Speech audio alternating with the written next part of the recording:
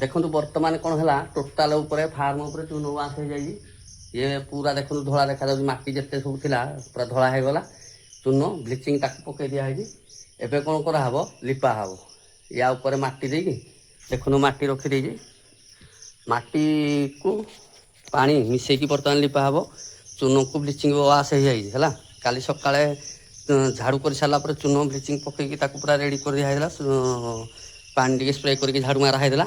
ବର୍ତ୍ତମାନ ଦେଖନ୍ତୁ ମାଟି ଏବଂ ପାଣି ମିଶେଇକି ଟୋଟାଲ ଉପରେ ମୁଣ୍ଡରୁ ସେ ଯାକେ ଲିପା ହେବ।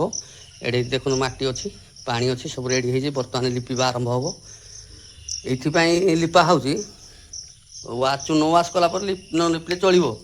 ଆମର ଏଇଟା ମାଟିଟା ନା, ଯେଉଁଟା ଯେମିତି ଖଣ୍ଡିଆ ଖାବର ହେଇଛି ଏଇଟା ଆଡ଼ଜଷ୍ଟ ହେଇଯିବ ଆଉ ପରିଷ୍କାର ଟିକେ ଦେଖାଯିବ। ଯଦି ଧର ଯେ ନ ନିପିଲା ନାହିଁ, କି ନ ନିପିଲେ କ'ଣ ଟିକେ ପରିଷ୍କାର ଲାଗିବ, ତାପରେ ମାଟିଟା ଆଉ ବେଶୀ ଖରାପ ହେବନି।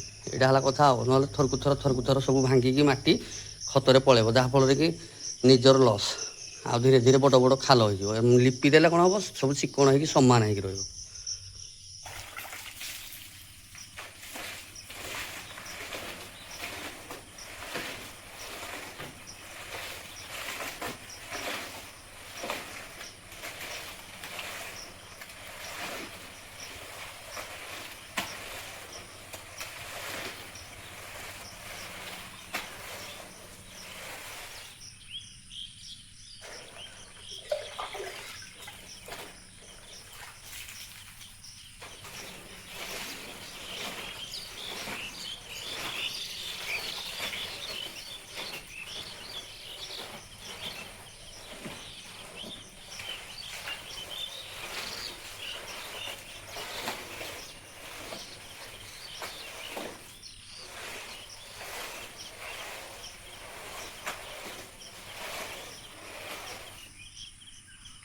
ପୁରା ତ ସେ ମୁଣ୍ଡ ଆଡ଼ୁ ଆଉଛି, ପୁରା ସେ ମୁଣ୍ଡ ଆଡ଼ୁ ପୁରା ଆଉଛି।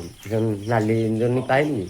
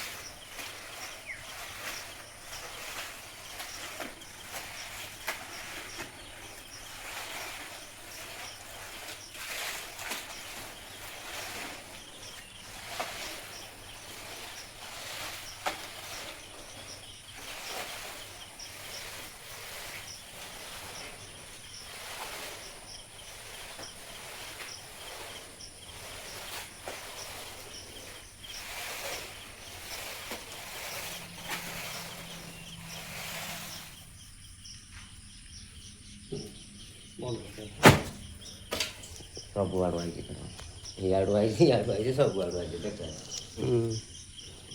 ଇଆଡ଼ୁ ମାରିଛି, ମାରିଯାଉ।